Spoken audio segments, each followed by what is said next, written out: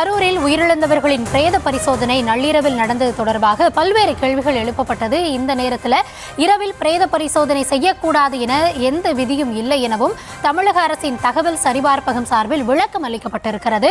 இது குறித்த கூடுதல் விவரங்களோடு இணைகிறார் எம்முடைய செய்தியாளர் மதியழகன். தொடர்ச்சியாகவே இந்த இரவு நேரத்தில் அட்டாப்சி பண்ணிட்டாங்க, இது பண்ணலாமா அப்படின்ற கேள்விகள் பலவாறு எழுப்பப்பட்டு வருகிறது. சற்று முன்னதாக தாவேக தரப்பு வழக்கறிஞரும் அந்த கேள்வி எழுப்பியிருந்தார். இந்த நேரத்தில் சரிபார்ப்பகம் ஒரு விளக்கத்தை அளித்திருக்காங்க. என்ன விளக்கம் அதில் கூறப்பட்டிருக்கிறது? முழுமையான விவரங்களை வழங்கலாம்.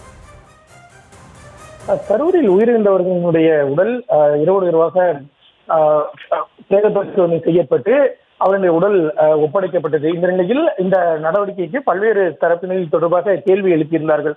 குறிப்பாக மாலை 6 மணிக்கு மேல் பிரேத பரிசோதனை செய்யக்கூடாது என்ற விதி இருக்கக்கூடிய நிலையில் எப்படி இப்படி செய்தார்கள் என்ற ஒரு கேள்வி எழும்பியிருந்தது.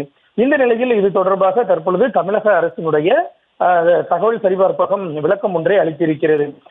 அந்த பதிவில் கரூர் கூட்ட நெரிசலில் உயிரிழந்த 39 பேருக்கு எப்படி இரவில் பிரேத பரிசோதனை செய்ய முடியும், 6 மணிக்கு மேல் பிரேத பரிசோதனை செய்யக்கூடாது என்ற விதிமுறைகள் இருப்பதாக சமூக வலைதளங்களில் பரப்பப்படுகிறது.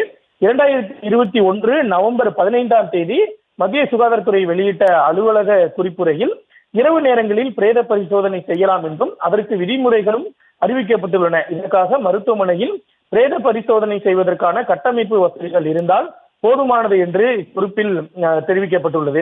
சட்டம் ஒழுங்கு பிரச்சனை ஏற்படும் நிலையிலும் இரவில் பிரேத பரிசோதனை செய்யலாம் என்றும் குறிப்பிடப்பட்டுள்ளது. ஆனால் இரவு நேரத்தில் பிரேத பரிசோதனை செய்ய முடியாது என்று சமூக வலைதளங்களில் தவறாக பரப்பப்படுகிறது என்ற ஒரு பதிவை தமிழ்நாடு தகவல் சரிபார்ப்பகம் குறிப்பிட்டிருக்கிறது. அது மட்டுமல்லாமல் இது தொடர்பாக மத்திய சுகாதாரத்துறை அமைச்சகம் அந்த குறிப்பையும், அதாவது அவர்களுடைய அந்த அறிவிக்கையும் இணைத்து இந்த எக்ஸ் தளத்தில் இந்த பதிவானது பதிவு செய்யப்பட்டிருக்கிறது.